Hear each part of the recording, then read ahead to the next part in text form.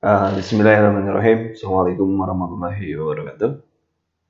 Pada kesempatan kali ini saya akan berbicara tentang buletin exit exam Kanduru. Buletin ini merupakan produk Kanduru. Nah, ini buletinnya ini adalah program Kanduru ya. Ini adalah produk Kanduru dan merupakan buletin yang muncul setiap minggu. Jadi Anda bisa mendapatkan buletin ini. Dan kali ini saya menjelaskan tentang etika keperawatan pada uji kompetensi. Anda bisa mendapatkan buletin ini di www.kanduru.not, www.kanduru.not. Caranya tinggal gini saja, Anda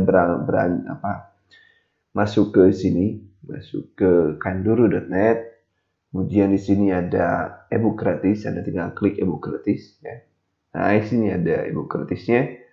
Ada ebook gratis. Nah, di bawah itu ada buletin Kanduru exit exam. Anda tinggal klik ini, nanti akan muncul dengan sendirinya buletin ini. Nah, muncul. Anda tinggal mendownload. Dan ini bebas, free alias gratis. Silakan untuk download. Saya kembali kepada buletin karena saya menggunakan PowerPoint menggunakannya ya, buletin ini. Dan buletin ini adalah mempersiapkan pada saat akan exit exam, tapi bisa digunakan oleh Anda yang akan uji kompetensi. Dan sebagai bagian dari yang saya jelaskan tadi, ini bahwa buletin ini akan dibuat mingguan yang membahas ya ini salah ini. Membahas tentang materi uji kompetensi nurse dan perawat. Sampai saat ini saya masih nurse dan perawat, belum ke bidan. Materi sekarang adalah tentang etika keperawatan. Kenapa etika keperawatan ini sangat penting Kenapa harus penting ini? Nah, ini karena soalnya yang banyak. Anda bisa mendapatkan etika ini ada sekitar 2 sampai dengan 12 kadang-kadang. 2 sampai 12 itu sudah sangat cukup, sudah sangat banyak kalau Anda ingin kompeten. Dan ini masih dari Kanduru. Di materi, sementara materinya Anda bisa membaca, Anda bisa melakukan download kepada materinya. Ini saya menjelaskan tentang 8 prinsip. 8 prinsip. Nah, ini saya bilang ini ada 12 sampai 12. Ini banyak sekali. Yang pertama adalah autonomi. Pada prinsipnya autonomi ini didasarkan keyakinan bahwa individu memiliki mampu berpikir logis dan membuat keputusan sendiri. Dan yang menarik di sini adalah penjelasannya itu langsung dikasihkan soal uji kompetensi. Soalnya mirip seperti inilah. Ya, bahwa ini menunjukkan soalnya otonomi. Nah, ada yang salah sebenarnya di soal ini. Salahnya tidak banyak sih sebenarnya. Salahnya adalah ini tidak menjadi nomor A. Seharusnya naik gitu ya. Itulah masalah. Tapi soalnya pijatnya udah benar. Tapi yang lainnya ini salah. Kalau di sini dijelaskan ada pemeriksaan ELISA, tapi yang pastinya adalah di sini yang menjadi poinnya. Yang menjadi poin di sini, ya, yang menjadi poin di sini nih, tanpa sepengetahuan pasien. Nah, ini menjadi kritikal menuju. Jadi kalau misalkan saya membuat bagan, begini caranya. Nah, kalau misalnya ini saya akan membuat soal ini dianalisis seperti ini jadinya. Bahwa yang paling penting di sini adalah tanpa pengetahuan pasien, pemeriksaan tanpa diketahui oleh pasien. Maka saya melanjutkan dengan membedah soal ini adalah soal dari etika setelah saya minum barusan. Ya. Ternyata saya pagi-pagi harus minum.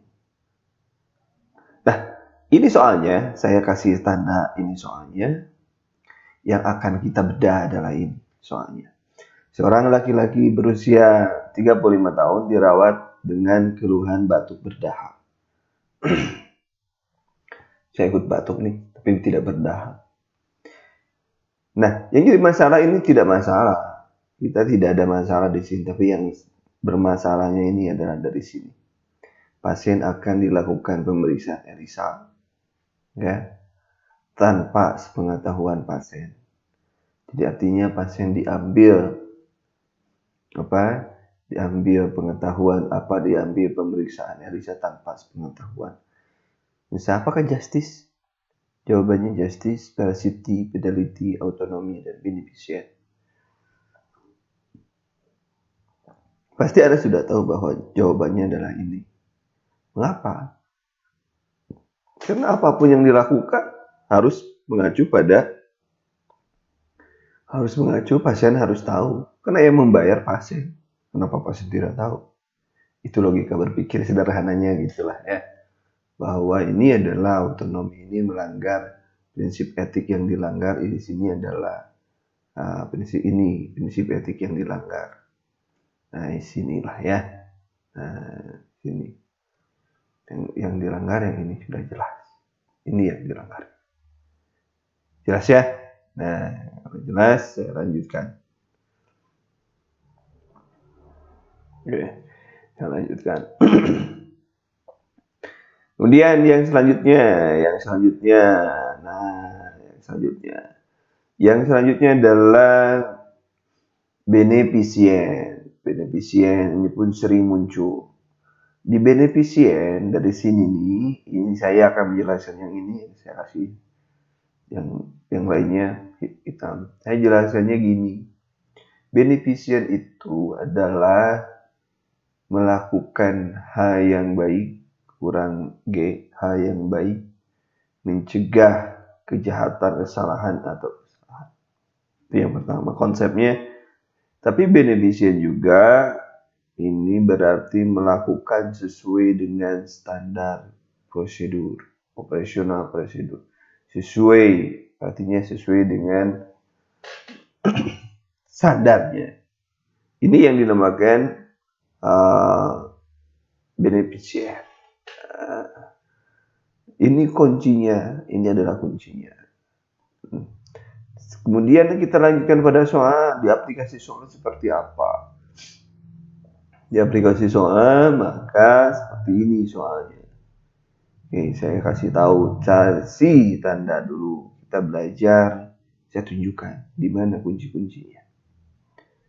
Ini pasien merasa bosan dengan pengobatan yang dijalani. Ini bosan, kuncinya pasien merasa bosan. Pasien merasa bosan dengan pengobatan, ya. Kemudian perawat di sini, perawat menderiksasi menjelaskan tentang kualitas hidup. Jadi perawat memberikan, dan di sini perawat menjelaskan, ya. Perawat menjelaskan. Ini yang merah ini nih, perawat menjelaskan tujuan hemodialisa dan lain sebagainya. Artinya kalau kita lihat ke atas bahwa harus sesuai dengan memberikan manfaat, tidak merugikan, dan perawat melakukan sebuah protap, maka ini yang terjadi, ya. Jadi kalau kita lihat ada keuntungan di sini atau hemodialisa serta pemahaman tentang kualitas hidup, maka yang munculnya adalah kesini bermanfaat dan lain sebagainya, kesini munculnya, ya. Kalau ini makan kesini nanti, ya. Jelas ya cara menganalisis di soal etika untuk beneficient. Selanjutnya slide selanjutnya. Kalau ini mah iklan lah ya. Sudah dibuka itu iklan. Yang selanjutnya yang wajib Anda ketahui adalah ini. Ini yang wajib Anda ketahui, justice. Wajib diketahui adalah justice. Justice ini adalah mereplikasi praktek profesional itu yang benar sesuai dengan hukum, standar praktek, dan keyakinan. Ini kuncinya, hukum, standar praktek, keyakinan. Sehingga untuk memperoleh kualitas pelayanan kesehatan yang baik. Ini kuncinya. Mudah kuncinya. Dan soalnya seperti ini. Nah ini saya kasih. Tidak mau dia pagi-pagi.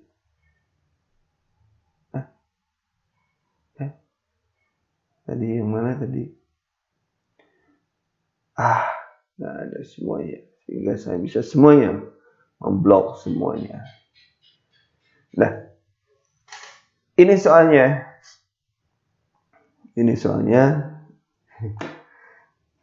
Untuk justice ya. Saya lanjutkan lagi untuk justice. Malum ada gangguan sedikit. Saya lanjutkan untuk justice. Ini coba kita lihat, dan kuncinya adalah justice ini sesuai dengan hukum, SOP dan lain sebagainya. Di sini, nah ini keadilan.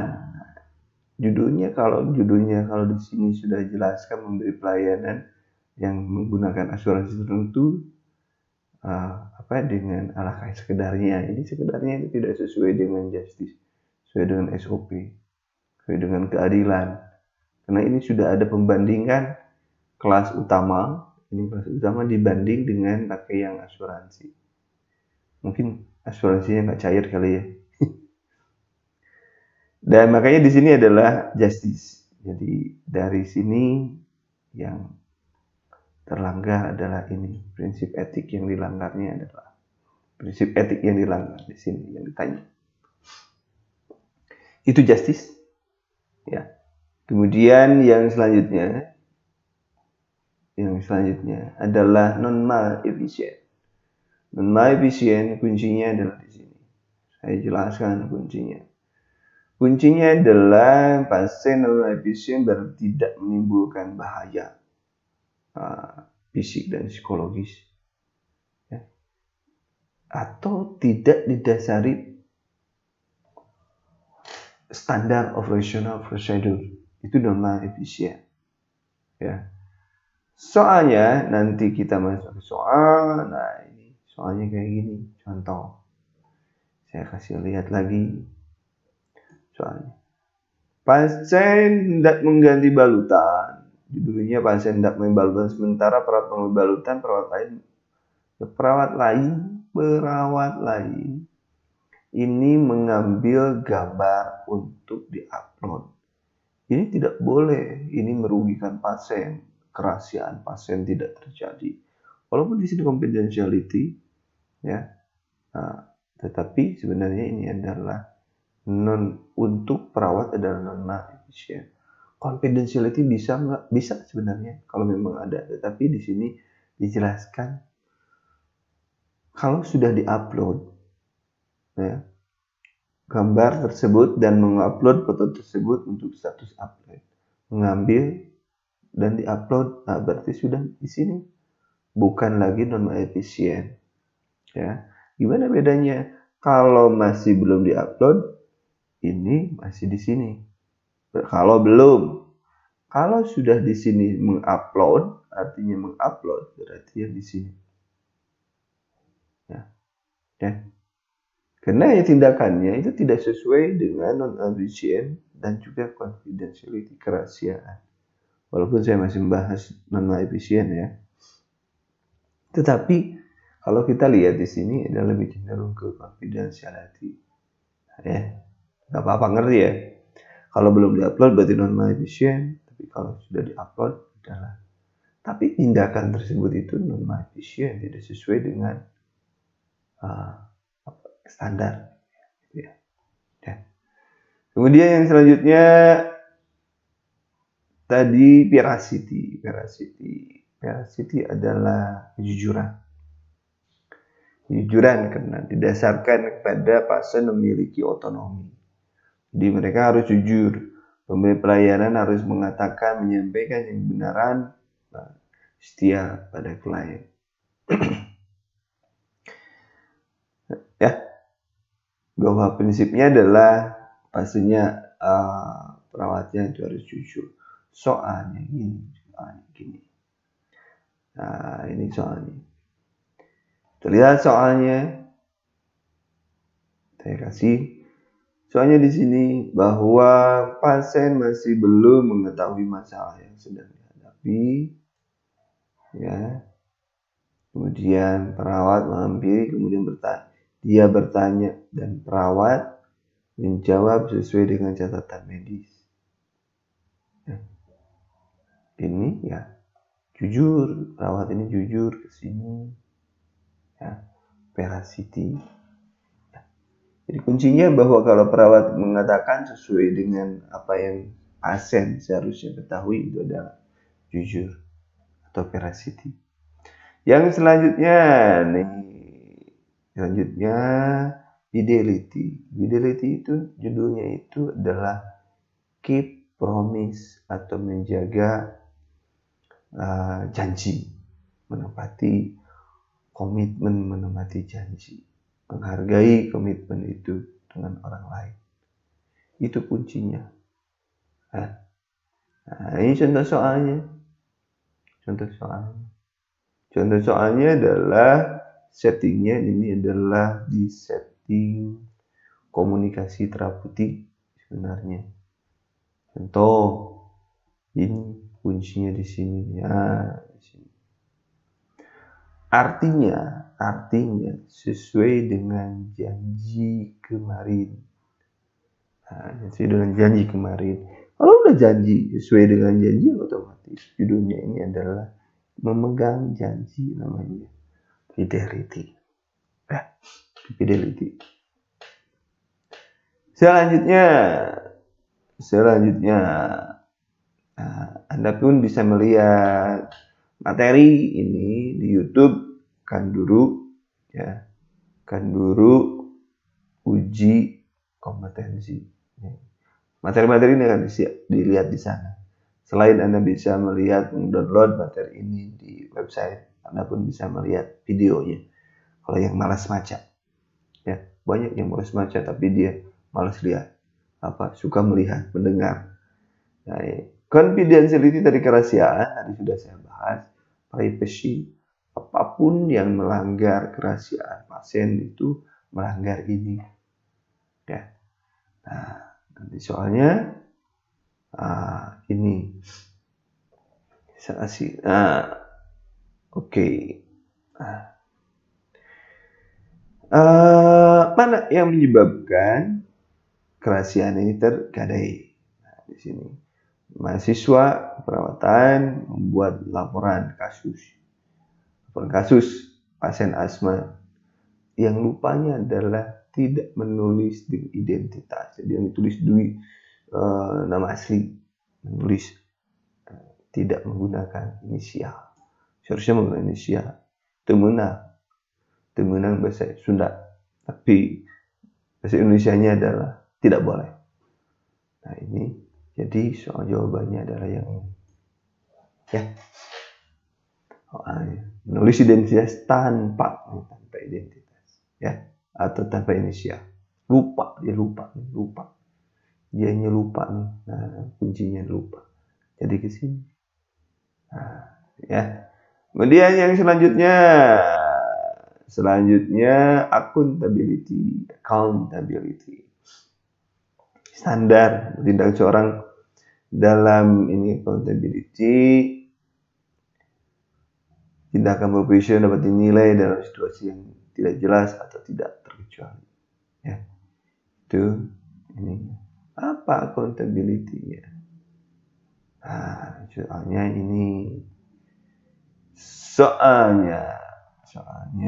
saya kasih tanda supaya kita bisa fokus. Nah, dia tidak sesuai dengan accountability-nya seorang perawat. Memberikan suntikan, dia tidak mengecek sini. Nama A setelah diberikan, ternyata di sini ada dua orang. Ternyata dia baru sadar bahwa dia itu salah memberikan. Ini tidak akuntabel. Kenapa tidak Berarti dia non efisien juga. Benar, non efisien juga. Tapi kan nggak ada di sini. Yang adanya accountability. Ya itu lihat aja mana yang ada.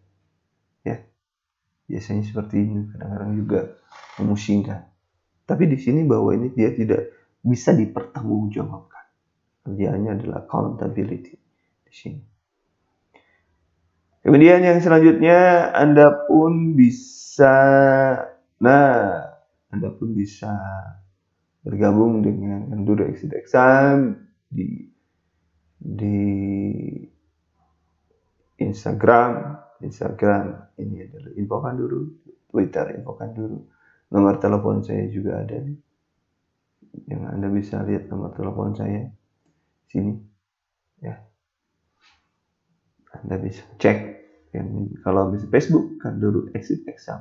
Di Kanduru Exit Exam ini saya memberikan di sini nih, Anda menggunakan dari facebook.com/Kanduru Exit Exam. Di grup ini saya menjelaskan tentang materi-materi secara grafik tadi. Ya, itu jangan lupa subscribe, like dan share. Kita ketemu di materi selanjutnya. Terima kasih atas perhatiannya. Semoga ada 8 materi saya barusan itu kuat nempel di ingatan Anda, karena hukum ini menjadi bagian yang sangat penting bagi kehidupan Anda. Dan etika ini, saya ulangi, etika ini ada 2-12. Berdoalah etikanya banyak. Karena menurut saya ini bonus. Ya. Terima kasih atas perhatiannya. Assalamualaikum warahmatullahi wabarakatuh.